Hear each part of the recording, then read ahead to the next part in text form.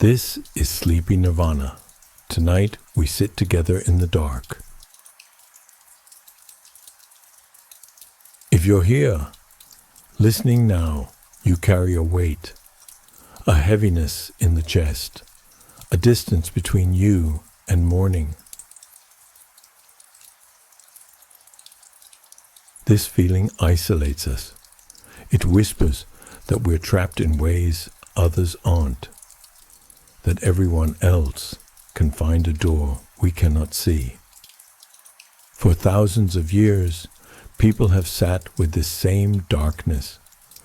The Buddha sat with suffering. Lao Tzu wandered through seasons when every path seemed closed. They didn't turn away. Tonight's words aren't instructions. They aren't solutions. Think of them as company. Voices from long ago who understood this place and spoke of it honestly. You don't need to do anything with what you hear. Just be here, as you are, in whatever state has brought you to this moment. This is not a guided meditation. You're sitting with a wise friend who has known darkness. A friend who doesn't rush to fix anything, who knows that presence is the kindest thing. Tonight we offer no promises, just presence. The rest belongs to the night. What is this feeling? We feel it, but often miss its shape. This isn't ordinary sadness. Sadness has an object. We grieve something, and it moves through us, then recedes. Hopelessness touches the future itself. A quiet conviction settles in that tomorrow holds nothing new, that the days ahead have already been lived. The mind has created a story about permanence, about being stuck, like a curtain drawn across a window. We sense there's something on the other side, but we can't see it, and we start to believe nothing is there. Hopelessness lives in the body as much as the mind. It settles as heaviness in the chest, and the thoughts arrive with it, insisting this weight will never lift, that what is bad will stay bad. Night makes things heavier. Thoughts that were stones in daylight become boulders after midnight. The same thoughts that felt manageable during the day grow overwhelming at 3 in the morning. What the day lets us set aside, the night insists we carry. Others are lying awake too, in their own quiet rooms across the world. The heaviness is there, the exhaustion. The mind insists this is permanent. We're looking at what is here. The mind in this state becomes convincing. It builds a case against you, gathering evidence from your past. Old disappointments, things that didn't work out, all presented as proof that nothing can change. And the mind is selective. It filters out what contradicts its argument. A moment of peace gets dismissed as a fluke. Any reprieve becomes an accident. The mind caught in hopelessness becomes a prosecutor, and a skilled one. Buddhist teaching calls these mental formations patterns the mind weaves that feel as fixed as stone. We live inside them without seeing them as interpretations. The sky is blue. Water is wet. Nothing will ever get better. The pain is real. The suffering is real. But you didn't find permanence in the world. You wove it. The storyteller in your mind claims to know the future. The Buddha spoke of this darkness. Taoist sages wrote of it. Zen masters sat with students lost in it. John of the Cross, the Christian mystic, named a similar passage. Rumi called it something else. So did Dogen. So did Lao Tzu. Many have walked through this same passage before you. The footprints are all around you, even if you can't see them. Those who walked through left words behind. The Buddha, more than 2,000 years ago, began his teaching not with hope or happiness, but with suffering. He began where you might be right now. After his awakening, the Buddha gave his first teaching. He opened with pain. The Buddha looked at human life and did not turn away. He saw what we all see: loss, longing, the weight that comes with being alive. He named it, and then he could begin. The word he used was dukkha.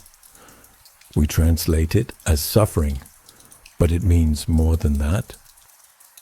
Dissatisfaction, unease, the sense that things aren't quite right, the wheel off its axle, the door that won't close all the way, an itch that won't settle. The Buddha wasn't saying life is only suffering.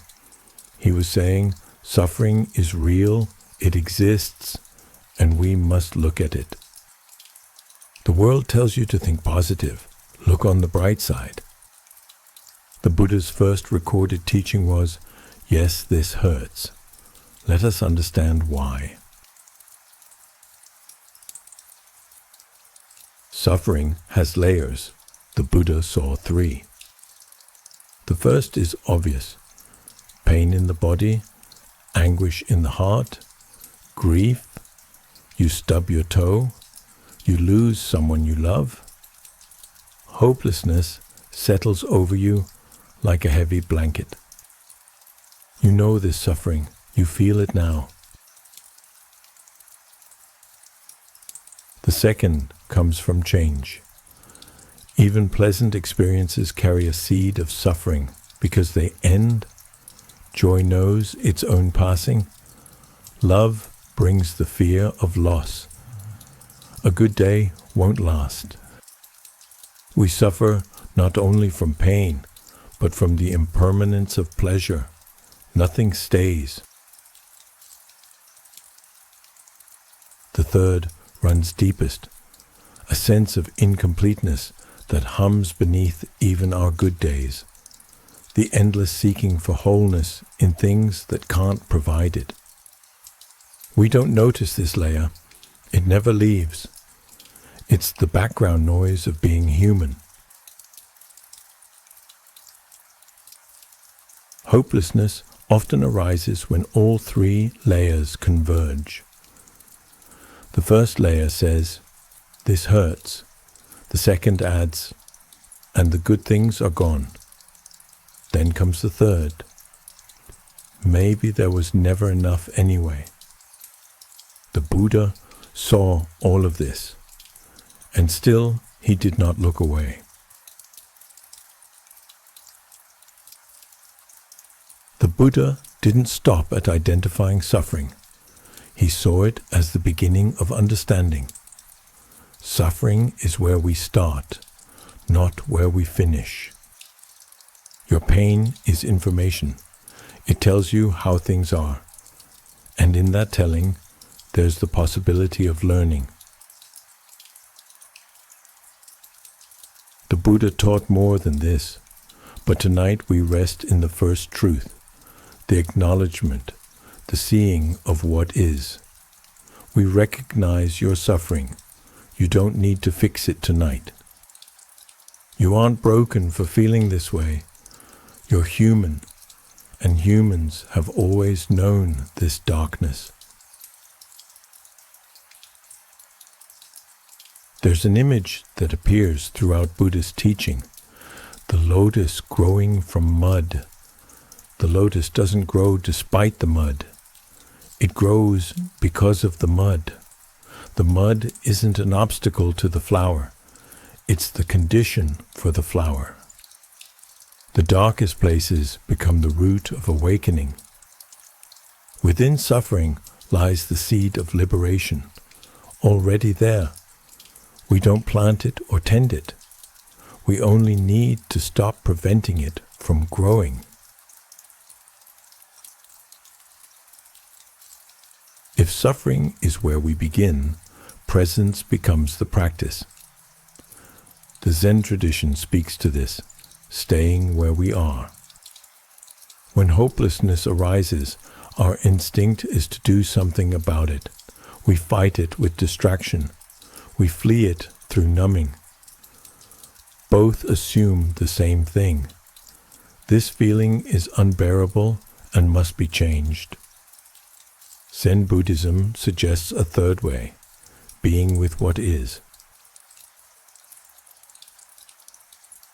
The war against the feeling is what exhausts us. Think of the energy that goes into resisting hopelessness.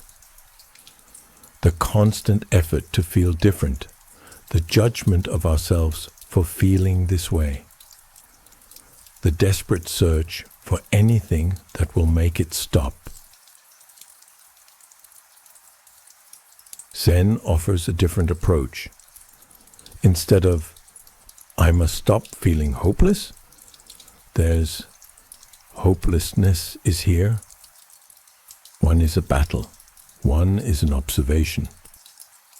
We're not giving up. We're letting the feeling be what it is without demanding that it be different. When we stop fighting the feeling, it doesn't disappear, but we can hold it more easily. The energy we spent resisting, we get that back. Swimming against a current exhausts us, but if we stop fighting, if we let the current carry us, we can float. The water becomes what holds us up. A koan in Zen is a question or statement that can't be solved by logic. The mind reaches for answers and finds none. You can only sit with it. Hopelessness presents us with a kind of natural koan. The logical mind fails here. If there's no hope, there's no reason to continue. But here you are, still breathing.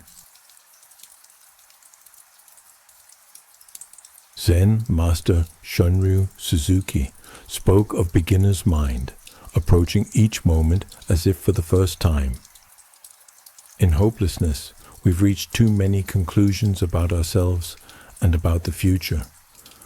The mind has closed down. But the mind has been wrong before. It has predicted disasters that never arrived.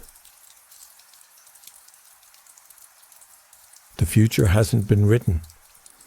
The mind reads a blank page and sees words that aren't there. We can't know the future, no matter how convinced we feel. The mind says, I know how this ends, but it doesn't know. It's guessing. And those guesses are colored by the darkness it swims in now. Zen practice often involves sitting without a goal. There's a teaching about sitting in darkness. When we sit in a dark room, at first we see nothing, but the eyes adjust. Shapes emerge. Hopelessness is like a dark room. The mind panics because it can't see. But the darkness itself isn't the danger. The danger is in thrashing around, hurting ourselves on furniture we can't see. If we can stay, if we can let our eyes adjust, something shifts. You're still here. The darkness hasn't destroyed you. It's only hidden what you can see for now. The Zen practice of shikantaza has no goal. You sit. The sitting itself is enough. There's nowhere to arrive. The Zen masters spoke about despair. Dogen wrote, "To study the self is to forget the self." Our suffering grows heavier when we wrap our whole identity around it. We stop feeling hopeless and start believing we are hopelessness itself. A passing weather becomes a permanent climate. Rinzai trusted direct experience over ideas. Hopelessness lives in concepts. In the cage, the mind builds from stories about how things are and must be. But this breath you're taking now, this body resting here, neither is hopeless. They exist before any story begins. Thich Nhat Hanh said, "No mud, no lotus. The flower grows from the mud. The awakening rises from the darkness."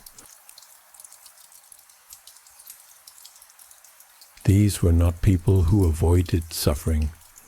Dogen sat through illness. Rinzai was beaten by his teacher.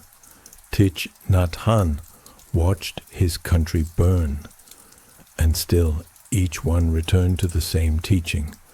The darkness belongs here too.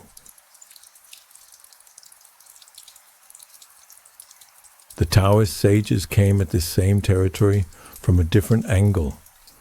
They spoke less of suffering and more of flow, less of enduring and more of releasing.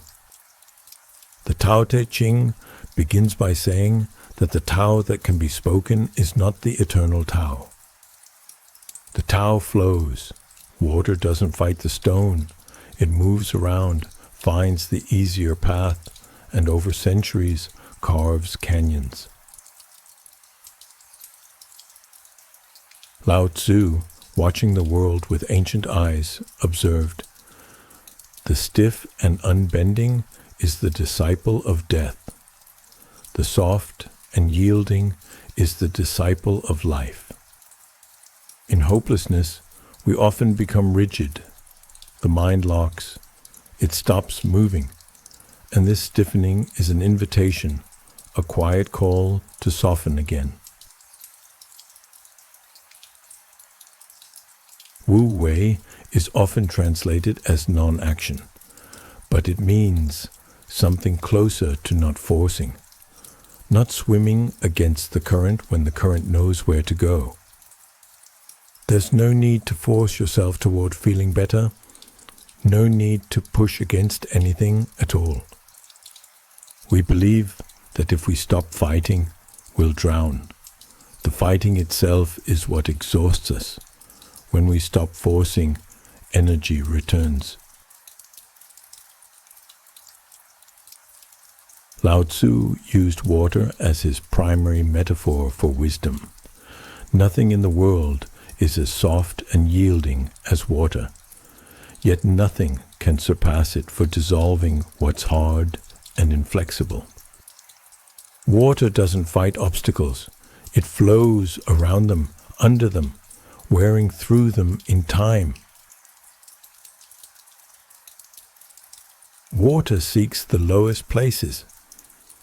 There's wisdom in allowing yourself to be low, to rest in the valley rather than exhausting yourself climbing. The low places aren't shameful. Rivers are born there. Taoism teaches that emptiness is useful. We shape clay into a pot, but the emptiness inside holds whatever we want. We hammer wood for a house, but the inner space makes it livable. The doors and windows we cut, it's the openings that make a room functional. Hopelessness feels like emptiness, everything hollowed out. But when we're full of plans and certainties, there's no room for anything new. A cup that's already full can't receive. The emptiness of hopelessness creates space, and space is allowed to be empty. Taoism emphasizes the cyclical nature of all things. Day follows night. Summer gives way to winter. The I Ching, the Book of Changes, is built on this understanding. Everything moves, and movement follows patterns. Winter doesn't last forever, but while it's here, it's here. Trees don't bloom in January, and they aren't broken for being bare. We aren't suggesting winter is pleasant or denying it's cold. Winter is cold, darkness is dark, and hopelessness carries its own weight. But seasons turn. They turn by their own nature without our effort. You don't make spring come by worrying about it. You don't prevent it by fearing it won't arrive. The Taoist sage rests in the current season. He trusts the cycle without trying to control it. Seasons have always turned. There's no reason to believe they'll stop now. Buddhism and Taoism keep pointing back to what the modern world forgets: impermanence. We speak of it as bad news. But impermanence might be the most hopeful teaching there is. The Buddha noticed something obvious that we keep overlooking. Everything that arises passes away. Pleasure fades. Pain fades too. Mental states shift. Life's conditions keep moving. Watch anything long enough and you'll catch it changing. Your body differs from what it was 10 years ago. Every cell has been replaced multiple times. The body you had as a child no longer exists. The body you have now won't exist in a decade. You're a river, always moving. Your mind differs from what it was this morning. Thoughts have come and gone. Moods have shifted. The hopelessness you feel now isn't the same hopelessness you felt an hour ago. It has shifted, even a little. It's a weather pattern moving through, not a fixed thing. We say, "I am hopeless," as if it were a permanent identity. But can you find the solid, unchanging thing you're pointing to? There's only this moment, then another moment. Impermanence is often taught as comfort regarding painful states. They will pass. Worth remembering when you're in the middle of one. Impermanence means that the self who suffers is also not fixed. You, feeling hopeless tonight, aren't the same you who will wake tomorrow. The body will have changed. The mind will have moved. The world will have turned. Hopelessness has a cruel trick. It claims permanence. It says, "This will never change. I will always feel this way. There's no way out." But this claim contradicts how reality works. The feeling that says, "I will never change," is itself changing as it speaks. Hopelessness says nothing can change, but hopelessness itself is a change from how you felt before. At one point, you didn't feel this way. The hopelessness arose. It came into being. What arises also passes. You felt differently before. That feeling arose and passed. This one will too. The mind in hopelessness forgets this evidence. It focuses on the current state and projects it infinitely into the future. Your feeling is real. The story that it will last forever is not. We can't know the future. The mind pretends it can, especially in dark states. It says with great confidence, tomorrow will be the same. Next year will be the same. Nothing will ever be different. But the mind can't know this. It's only guessing, mistaking its fears for prophecy. We fear impermanence. We don't want good things to end. We cling to pleasure and happiness and the people we love. Impermanence seems like the enemy, taking away what we cherish. But in suffering, impermanence becomes the doorway out. The same law that takes joy also takes sorrow. Every moment, the conditions that create your current state are shifting. Cells are dying and being born. Thoughts arise and pass. The world outside is in flux. You don't need to change anything. Change is already happening. You've never been still for a single moment. The appearance of stuckness is an illusion. Beneath it, everything is moving. Buddhism's teaching of anatta, or non-self, is related to impermanence. The self that feels hopeless isn't a fixed entity. It's a process. When we look closely, we find only experiences arising and passing. This can be liberating rather than frightening. If there's no fixed self to be hopeless, then hopelessness is a weather pattern passing through, not who you are, an event happening in the space that you are. Hopelessness arises in awareness. Depression arises in awareness. Thoughts about the future arise in awareness.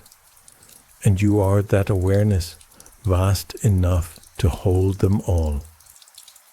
You contain this darkness. It doesn't contain you.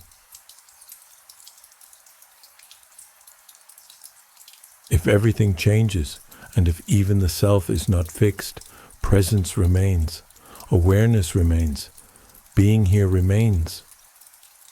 There's a teaching that goes beyond hope and hopelessness, a ground that doesn't depend on either.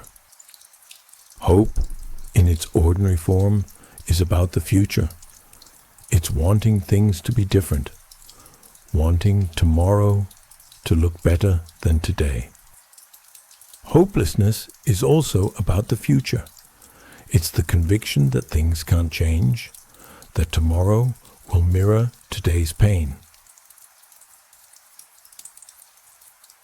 Both fix our gaze on what isn't here yet. Both pull us away from now.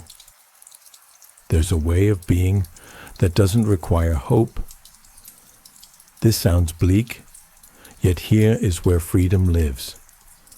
When you stop needing the future to be a certain way, you're released from the tyranny of expectation. This isn't despair. It's releasing the demand that life conform to our preferences. Buddhist teachers have spoken of a positive hopelessness, freedom from the addiction to hope, letting go of the belief that there's somewhere else to be. This is presence, being here without needing here to be different. Beneath all the changing states, hope, despair, joy, sorrow, there is what doesn't change, Different traditions name it differently. Buddha nature, the Tao, awareness itself. You can't find it as an object because it's what does the finding. You can't see it as a thing because it's what does the seeing. This ground isn't affected by your mental states.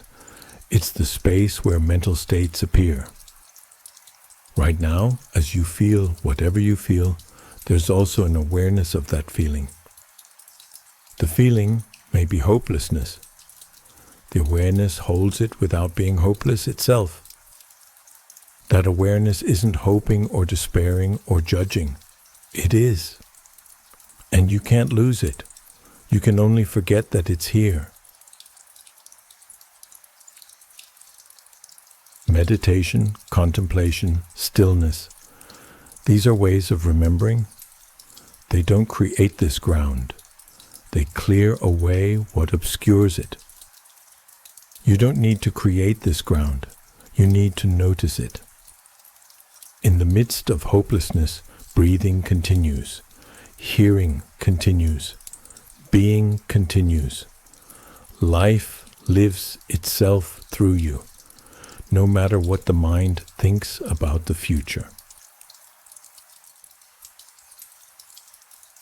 The content of experience can be suffering, but awareness itself doesn't suffer.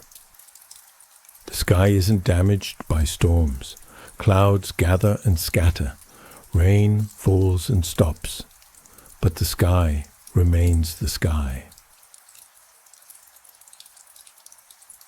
You're more like the sky than like the storm, though it doesn't feel that way when the storm is raging. This isn't about dissociating from your pain or pretending it doesn't hurt. It's a recognition that you're larger than any single experience. The hopelessness is in you, but you aren't in the hopelessness. In the worst moments, there's still awareness that notices. Vast, untouched. It isn't far away. You don't have to search for it. It's what you already are, beneath all the layers of thought and feeling. In hopelessness, we feel not enough, failed, broken, inadequate. The world tells us to do more, have more, be more. And we've internalized this message so that we judge ourselves for falling short.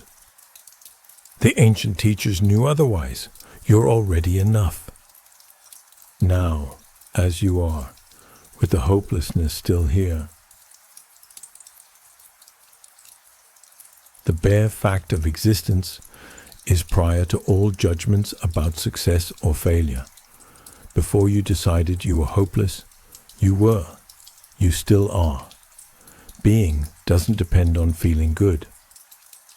You don't need to feel better to be worthy of existence.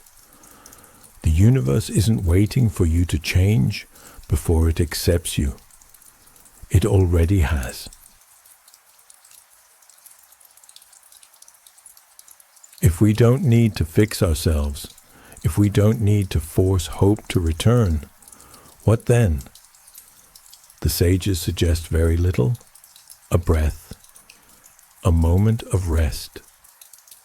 When we feel hopeless, we often think we need a big change, something dramatic to shake us loose. But the Eastern traditions point to small things, the next breath, the sensation of the body against the bed, the sound of these words in the darkness. The Tao Te Ching says, a journey of 1,000 miles begins with a single step. But it doesn't demand that you take that step. It observes that this is how journeys work. One step, then another. In hopelessness, even small things feel impossible. Getting out of bed, eating, speaking to another person. You don't need to do any of these things right now. You don't need to begin a journey tonight. You need to be here. If there's any movement at all, let it be tiny. One breath, noticed. One moment of warmth from a blanket. These are acknowledgments that you're still alive, still experiencing. Life continues, even when it feels muted and gray. The Eastern way is presence with what is. One breath noticed. That's enough for now. Hopelessness often comes with harsh self-judgment. We blame ourselves for feeling this way. We think we should be stronger. The Buddha called this the second arrow. The first arrow is pain. The second, we add ourselves. The Buddhist practice of metta, loving kindness, begins with oneself. We can't give what we don't have. Harsh with ourselves, we have no kindness left for anyone. You're suffering. Suffering looks like this. Rain falls on gardens too. Imagine speaking to yourself as you would to a child who's scared and sad. You'd be gentle with that child.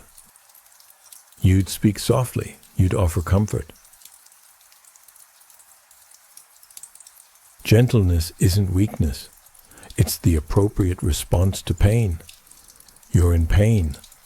Gentleness is appropriate. This doesn't require feeling loving toward yourself. If you can't be kind to yourself tonight, can you at least pause before being unkind? The body can be a refuge when the mind is full of dark thoughts. The body doesn't know about the future. It knows now. It breathes and beats. Feeling the weight of your body against the bed brings you out of mental loops. The mind spins. The body rests. Your body is still here. It hasn't given up on you. The breath continues without your permission or effort. Life breathing itself. You don't have to do the breathing, it's being done. Notice the aliveness of the body, warmth in your chest, the rise and fall of breath. This is life continuing. The body has survived every difficult moment you've ever had. It's still here, still carrying you. It has gotten you through things you thought you couldn't survive. Trust the body. It knows how to live even when the mind has forgotten. You're listening to this in the night, in the darkness. There's a fitting quality to that. Night has always been a time for deeper truths, for the things we can't face in daylight. The darkness strips away distractions. It leaves us alone with what's there. Night hours can intensify hopelessness. The darkness amplifies difficult feelings. The mind and body work this way. The night distorts, and morning often brings a different perspective. The same thoughts that feel true at 3 in the morning often look different in daylight. Still real, just different. The night passes no judgment on you, and closer than you know, there are others who wouldn't judge you either. The darkness makes no distinctions. Morning will come, it arrives on its own. The night isn't your enemy. It's a space for rest and slow becoming. Seeds germinate in darkness. And what germinates in you now, you only need to rest here and let the night do its work. After small kindnesses, larger questions tend to rise. The sages called this the great matter, the questions that suffering brings to the surface. Hopelessness brings us face to face with these questions. Hopelessness carries within it a question about meaning. The Buddha left his palace because he couldn't stop asking these questions. He knew this restlessness. The feeling of meaninglessness is the collapse of meanings that were too small. Success, approval, accumulation, they couldn't hold. They needed to collapse. The pain is real, and so is the opening. When the old story ends, there's space for a new one. The Eastern traditions don't offer easy answers to the question of meaning. Maybe we've been asking the wrong question. We ask, what is the meaning of life? As if meaning were hidden somewhere, waiting to be found. But meaning isn't a thing. It isn't buried. The Western world measures purpose by achievement. What you do, what you produce. Eastern philosophy sees it differently. Purpose as alignment, as moving with what is, expressing your nature without strain. The tree doesn't strive to be a tree. It grows as a tree. It expresses tree. What you are, in each moment, that's your purpose. You don't need to discover it or achieve it. When hopelessness comes, you're being a human who suffers. The Taoist concept of Ti, translated as virtue or power, points to expressing your true nature, not meeting standards, just being what you are. Your true nature expresses itself in how you breathe, how you rest, how you endure. When everything feels dark, you're still being. That has value. You don't need to justify your existence with accomplishments. Existence needs no justification. Isolation feeds hopelessness, the feeling of being cut off, unseen. Eastern thought suggests separation is an illusion. The wave feels separate from the ocean, but the wave is the ocean. The wave has never been anything else. What looks like separateness is only appearance. Buddhist teaching on interdependence says everything arises in relationship. No thing stands alone. You're connected, even when loneliness insists you're not. The air you breathe has passed through other lungs. The atoms in your body were forged in ancient stars. The water in your cells has cycled through clouds and rivers and oceans for billions of years. You aren't separate. Separation is a thought, not what's actually here.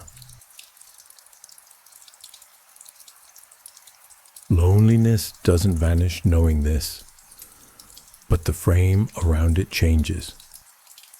Millions feel lonely right now, this moment. In your loneliness, you share what they feel. Isolation, strangely, is something we have in common. Others are lying awake tonight, feeling what you feel. You aren't alone in feeling alone. Hopelessness whispers that nothing matters because nothing lasts. Everything ends. Everyone dies. Eastern traditions ask, does lasting make a thing matter? The cherry blossom is beautiful because it falls. Impermanence is part of its beauty.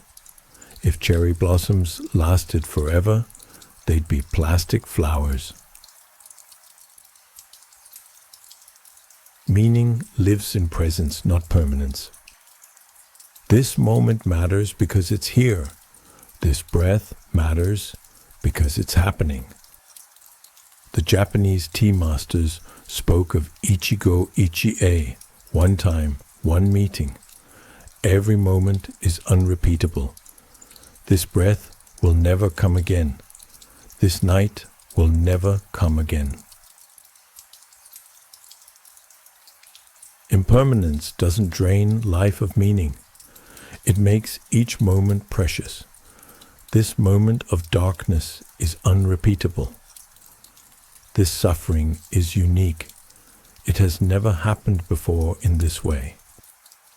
What endures is existence itself, the mystery of being. You're part of that mystery. Many teachings have passed through this night. We can rest now, receiving what came like water held in cupped hands. We began with hopelessness as it is. We looked at it, saw its shape, felt its weight. The Buddha taught that suffering is real and deserves to be seen, not pushed away. Zen teaching offered a third way, being present without running toward or away, being with what is. Taoist wisdom tonight, water yielding to stone, seasons turning without force, the usefulness of empty space. We sat with impermanence. Nothing stays the same. This won't either. We found what remains when hope has left. Awareness holds all states and stays untouched. We practiced gentleness. The body became refuge. The night became teacher. We asked about meaning, about purpose, about connection. None of this was meant to fix you. You don't need fixing. These words came to sit beside you in the dark. The old teachings never promised that pain would vanish, only that you could hold it. You are larger than your pain, and it has never defined you. You can hold this. You already are. As we come to rest, nothing needs to be done with what you've heard. You don't need to adopt any tradition or practice anything new. If you ever wish to speak to another person about this darkness, that door remains open. But tonight, rest is all that's asked. These words wanted only to be heard. Seeds rest in the earth. Darkness is where they do their work. If you remember nothing else from tonight, remember that you are enough. Not after you heal, not after you change. Now, in the darkness. The sages became wise through release, not striving. Hopelessness can be its own strange form of release. You don't need to see where the path leads. You need only to rest. You may feel hopeless tonight. You may not feel better by morning. And you may rest without having solved a single thing. This is radical acceptance, not giving up, but giving over. Fighting what is takes so much from us. You've been fighting long enough. The night holds you without judgment. You are safe here. The words are ending now. The night will continue. The breath will continue. The heart will beat on. You don't need to carry these teachings. Let them be like a river beneath you, holding you up without any effort of your own. The sages aren't distant figures from long ago. They're voices in the darkness, companions who've been where you are. You aren't alone. Even in hopelessness, you're held by what the mind can't grasp. Rest now and let the night do its work. Morning comes on its own. You don't need to make it come. There's always more that could be said, but words fall silent. What matters most can't be spoken. It can only be lived. You've lived through this night. You're living through it still. You sought these words tonight. You listened. You stayed. When the mind says otherwise, know that a part of you chose to be here. Trust that part. It knows more than your thoughts do. It knows how to survive this. You don't need to believe in hope to continue. You only need to continue, and you are. This is enough. Rest in the darkness without fear. Let the darkness not be your enemy. Feel the presence of those who've walked this path before you. Trust the turning of seasons, though winter feels endless. Be gentle with yourself, as you would with any suffering being. Let impermanence be your ally. Nothing stays the same. This too will change. Find the ground beneath the groundlessness. These aren't wishes for the future. They're what's already true. You're enough. Here. The words now give way to silence. Silence holds what words couldn't reach. Let your suffering rest there. It's too deep for language. You're not separate from the silence. You are the space in which these words arose and passed. Rest in that silence now. Let it absorb everything. Just this, just here. You've listened, you've stayed. The night continues, the breath continues, you continue. Simpler than hope and more reliable. In a world that tells you to do more, have more, be more, hear this ancient truth. You are enough. Rest now. Let the night hold you. The darkness is your blanket. Silence sings you home. You're home.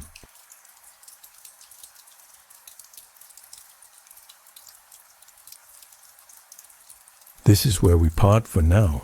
Until next time, from Sleepy Nirvana.